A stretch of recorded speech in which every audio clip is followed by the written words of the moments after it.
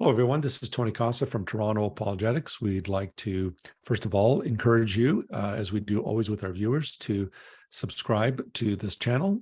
You could easily do that by going to the bell icon at the bottom and just clicking on that or the word subscribe, and you will be automatically subscribed to our channel and will receive any updates on various topics that we are discussing, interviews, debates, announcements, and so forth. So we encourage you to do that.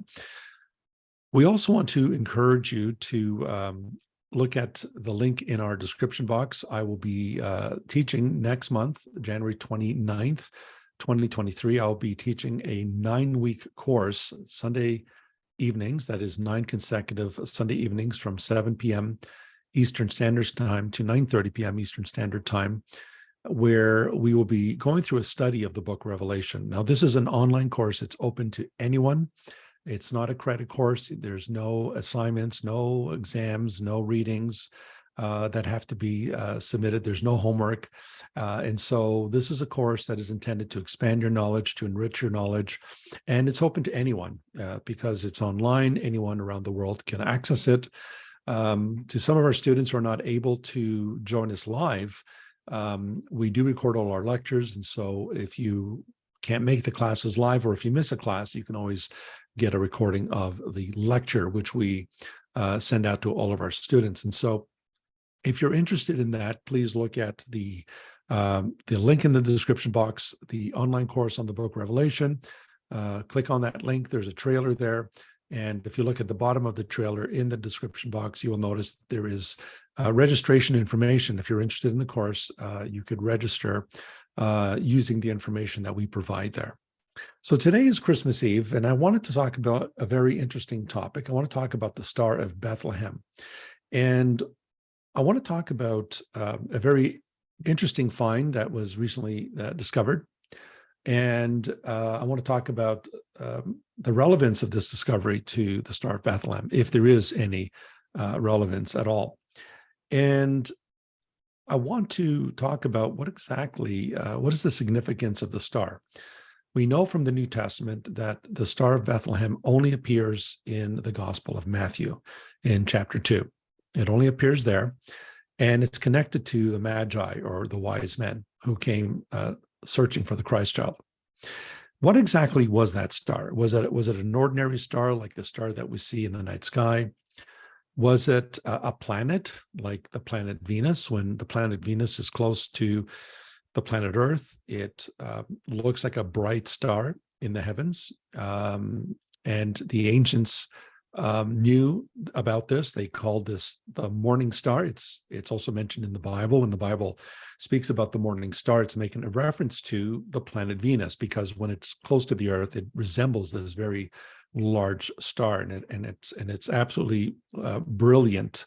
That is, it's a very shining object in the sky, particularly in the morning, hence the term the morning star. So was that star, was it the planet Venus? Was it the planet Jupiter? Was it the planet Saturn? What exactly was it? Was it a supernova? Was it the explosion of a star, the death of a star, which effused this bright light? Was it a falling star that the Magi saw? Is it possible that the star was it an angelic being? Because in the Bible, angels are referred to as stars as well. Or was it a divine presence? Was it the divine presence of God? Was it the Shekinah presence? Whenever God's presence is shown in Scripture, it's usually associated with light and a brilliance and illumination. So what exactly was that? Now, there's been a lot of theories that have been thrown out there.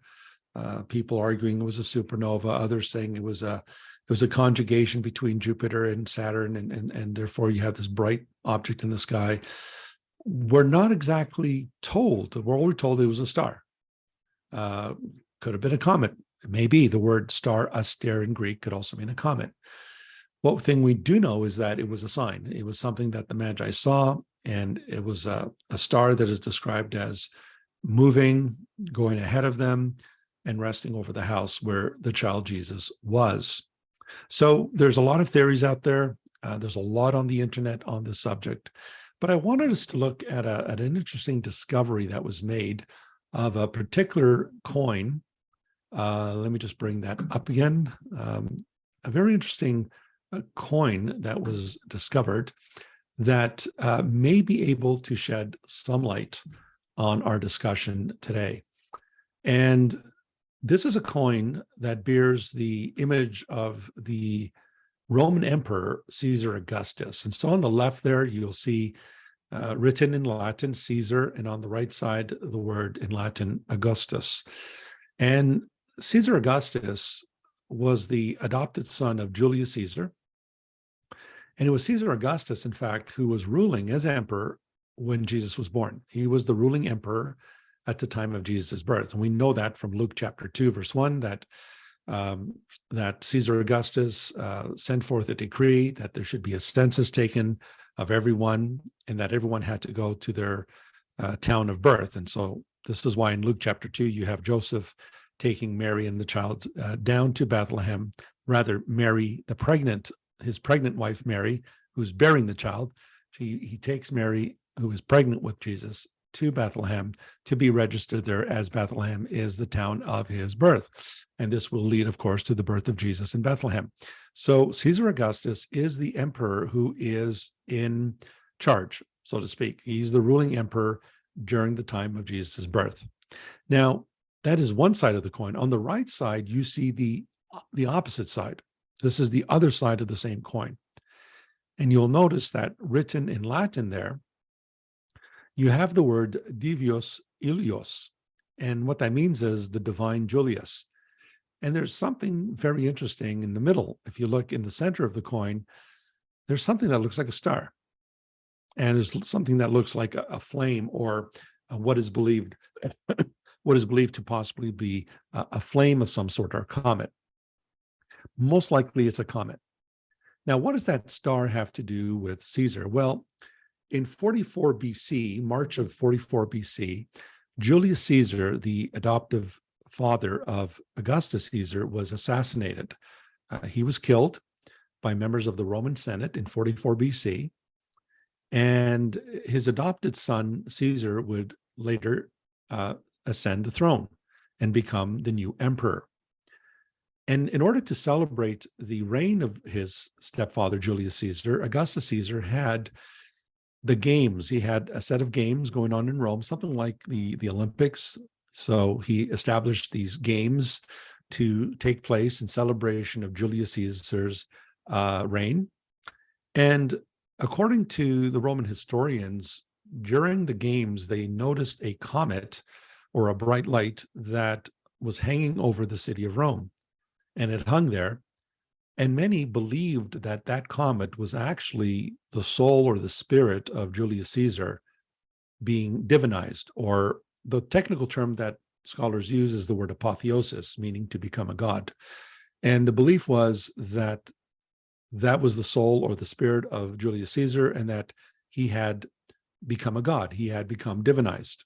So even though he was assassinated by the Senate of Rome, this comet served as an omen, if you will, that Caesar was in fact a divine being. And so here you have Julius Caesar being commemorated on this commemorative coin by Caesar Augustus, his stepson, or his adopted son rather. And you'll notice that there's a star. And there's the term in Latin, the divine Julius. And there you have something that looks like a comet on the top portion of the star. So when a Roman citizen would look at this coin and they would see this brilliant star on the right side, it would remind them of the divine emperor. That this is a symbol of Caesar's apotheosis, Caesar becoming a god, or Caesar becoming divine. And so what would the people in the first century, if they were to see this type of star or this comet, well, what would they think? Well, they would remind them of the emperor being divine. Well, when we come to the Gospel of Matthew, chapter 2, verses 1 to 2, we read, "Now after Jesus was born in Bethlehem of Judea in the days of Herod the king, behold, wise men, or magi, from the east came to Jerusalem, saying, Where is he who has been born King of the Jews? For we saw his star when it rose and have come to worship him." So this is right after Jesus is born in Bethlehem. He's already born at this point.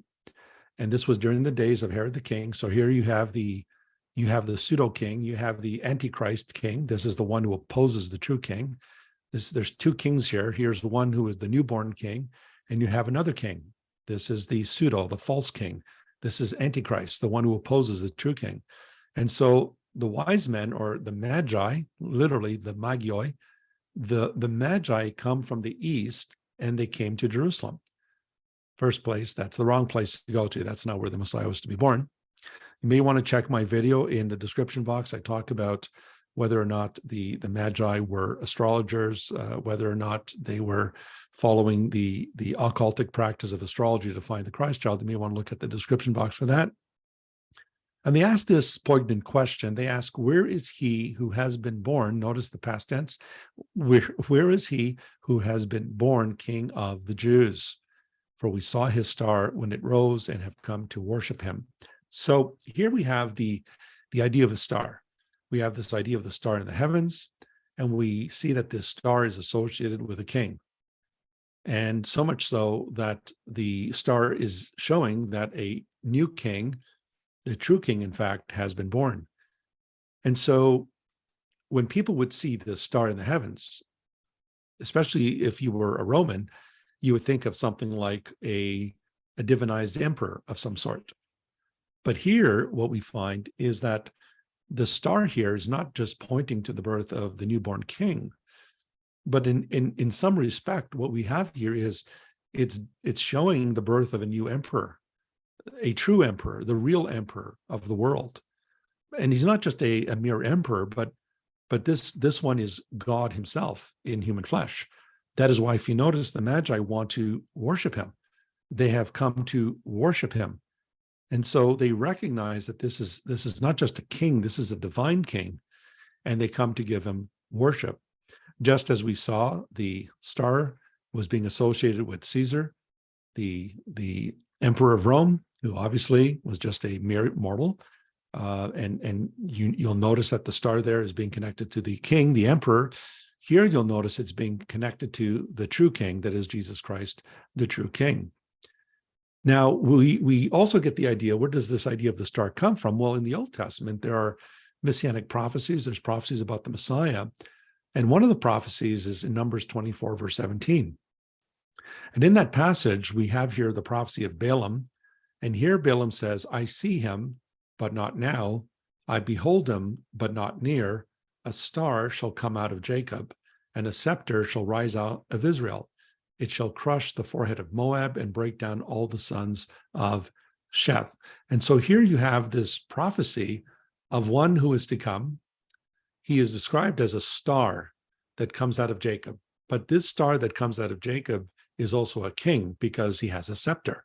And he's going to do war. He's going to destroy the enemies of Israel, such as Moab. And he's also going to destroy all those who are the sons of Sheth or Seth, that is, all those who oppose his kingly rule. And so here we see a connection in Numbers 24 with the Messiah, with the king. A star will come out of Jacob, and a scepter will rise out of Israel. And so in many respects, this prophecy was also fulfilled in the birth and ministry of Jesus. Now, how do we know this is the Messiah? Well, we know it's the Messiah. Just in case some of our Jewish friends argue that this has nothing to do with the Messiah, it does. In the rabbinic writings, in the Jerusalem Talmud, for example, Tanit, it says here, Rabbi Simeon ben Yochai stated, Akiba, my teacher, used to preach, there appeared a star out of Jacob, referring to Numbers 24:17, and there appeared Koziba out of Jacob.